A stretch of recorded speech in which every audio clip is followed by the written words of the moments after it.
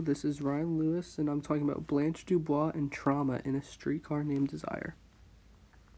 In A Streetcar Named Desire, Tennessee Williams shows how trauma can affect people when untreated and ignored for too long through Blanche Dubois, who goes through countless hardships in the movie and play.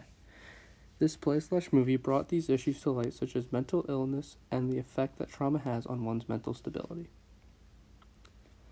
The Streetcar Named Desire is about the story of Blanche Dubois, Stella and Stanley Kowalski, and Mitch. It brings up large issues that Tennessee Williams personally faced, like the drunkard Stanley, who shares similar characteristics of Tennessee's father when Tennessee was a child, and the traumatized Blanche Dubois, who shared characteristics with his sister, who suffered from mental illness and was taken to a mental asylum. I am particularly focusing on Blanche Dubois, mental illness, and trauma in this video. Blanche Dubois was raised as a wealthy and refined woman in the South. This means that she did not deal well with hardships in life and wanted a guide for her life, usually from a man. So, when her husband turned out to be homosexual, she berated him into killing himself. Then, to fill the hole that her husband left, she had many affairs and even had one with one of her 17-year-old students. This affair, however, was found out by the school and Blanche was fired. All these events occurring was already too much for Blanche, who obviously had mental issues and insisting on staying in a state where someone must take care of her. The pressure on her mind was there, and more intense than ever, going into the Kowalski household. Blanche Dubois' sister, Stella, moved away from the Belle Reve and grew accustomed to the lifestyle she had with Stanley. She was calm and normal, per se. She was happy with her life and had no qualms with Stanley beating her. For Blanche to see her sister perfectly happy even though she left her is torture, especially when she sees Stanley beat Stella. The Kowalski household is a setting for Blanche's tipping point and her mental state, and the main instigator of this is Stanley. Stanley and Blanche have a mutual hate for each other. Blanche hating how Stanley gets drunk, beats Stella, and Stella was going back to him even though she never came back for Blanche, and Stanley hating Blanche for acting like she is better than everyone because of her fancy clothes, and telling Stella to get away from Stanley. Stanley retaliates to Blanche's hate when he overhears her conversation with Stella. He decides to reveal all of Blanche's secrets regarding her earlier life to Mitch, Blanche's new man who she finally feels comfortable with and thought about potentially marrying him.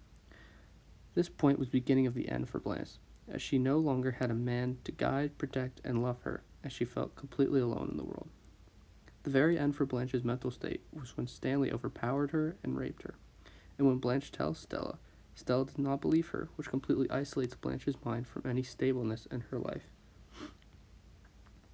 Here are the list of events that affected Blanche's mental state.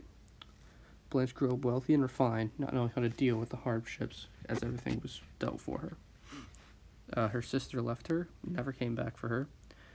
Her husband ended up being gay and killed himself because she said he was disgusting her.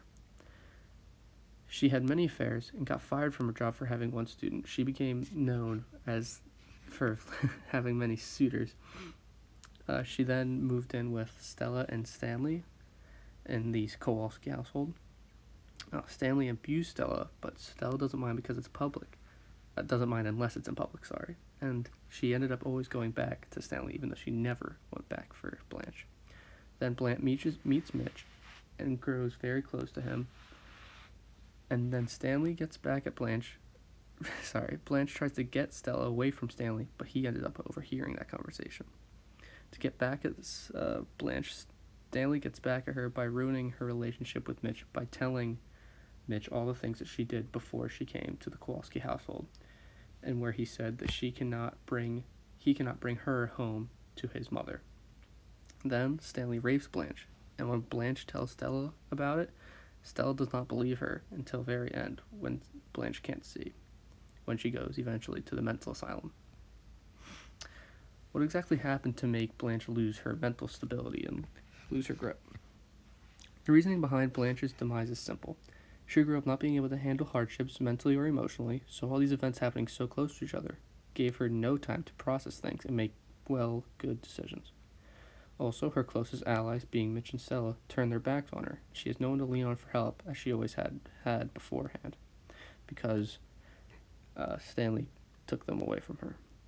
The tipping point was Stanley completely overpowering and taking advantage of Blanche as he raped her, taking any former innocence or stability in her mind, especially when Stella rejected the reality of the situation to Blanche's face. Excuse me. Why is this important in the grand scheme? Blanche's story in A Streetcar Named Desire is very important, because it has many elements from Tennessee Williams' real life, as well as many others. This play/movie was one of the first to highlight society's complete disregardance of helping those with mental illness and difficulty with ability to cope with trauma. Williams wanted to show the world that these scenarios can happen to anyone in the real world, and those with issues should not simply be cast away to an asylum and should be treated with care. Thankfully, it's much more different today, and I believe that A Streetcar Named Desire is a part of that progress.